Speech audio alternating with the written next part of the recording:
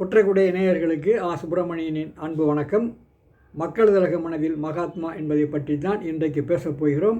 மக்கள் திலகம் எம்ஜிஆர் அவர்களுடைய திரைப்படத்திலேயே மகாத்மாவை பற்றி அதிகமாக சொன்ன படம், அதிகமாக காட்டிய படம் விஜயா இன்டர்நேஷனல் தயாரித்த நம் நாடு என்ற படம்.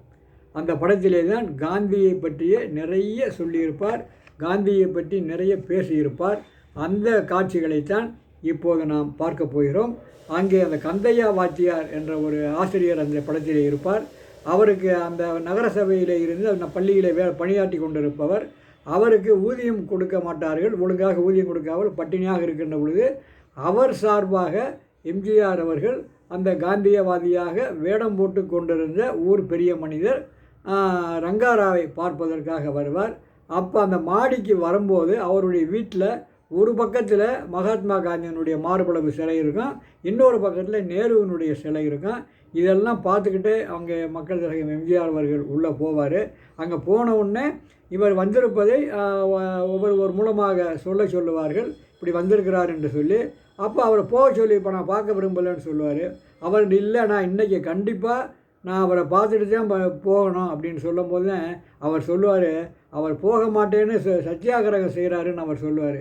அப்போ அவர் சொல்லுவார், அந்த ரங்காராவ் சொல்லுவார், காந்தி கிட்ட இவங்க கற்றுக்கிட்ட ஒன்று தான் ஐயா அப்படின்னு அவர் கொஞ்சம் இலக்காரமாக சொல்லுவார்.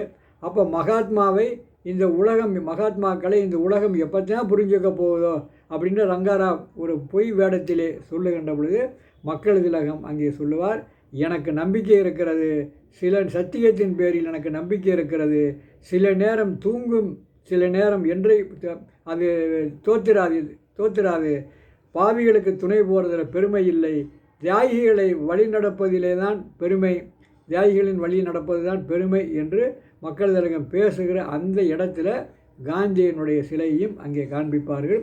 அப்போது தான் அவர் சொல்லுவார், இருட்டுக்குள்ளேயே உட்கார்ந்துக்கிட்டு வெளிச்சத்தை தேடாமல் வெளிச்சத்தை தேடி வெளியே வாருங்கள் என்று அங்கே வெளிச்சத்தை தேடி விளக்கேற்றி வைக்க அவங்க வழியில் போகிறேன் அப்படின்னு சொல்லிட்டு எம்ஜிஆர் அங்கே சொல்லிட்டு இருப்பார். அப்போ அந்த காந்தி படம் மாட்டப்பட்டிருக்கும், அந்த படத்திற்கும் அங்கே பூக்களை போடுவார். அப்போ அந்த பக்கத்தில் காந்தியடிகள் உட்கார்ந்துருக்கிற மாதிரி அந்த படமும் அங்கே வைக்கப்பட்டிருக்கும். அதுக்கு பிறகு அந்த படத்தில் ரங்காராவ் மாளிகை நியாயம் கேட்க வந்த அவரை அடித்து போட்டு விடுவார்கள். தலையில் அடித்து போட்டபோது அவரை கொண்டு போய் எங்கே போடுவார்கள் என்று சொன்னால் ஒரு காந்தி சிலைக்கு பக்கத்திலே போட்டு விட்டு போய்விடுவார்கள். இரத்த காயத்தோடு மக்கள் திலகம் அங்கே படுத்திருப்பார். அந்த காந்தி சிலையை திறந்து வைத்தது யார் என்று சொன்னால் பேரறிஞர் அண்ணா அவர்கள் என்று அந்த ஒரு கீழே கல்வெட்டிலே பொறிக்கப்பட்டிருக்கும்.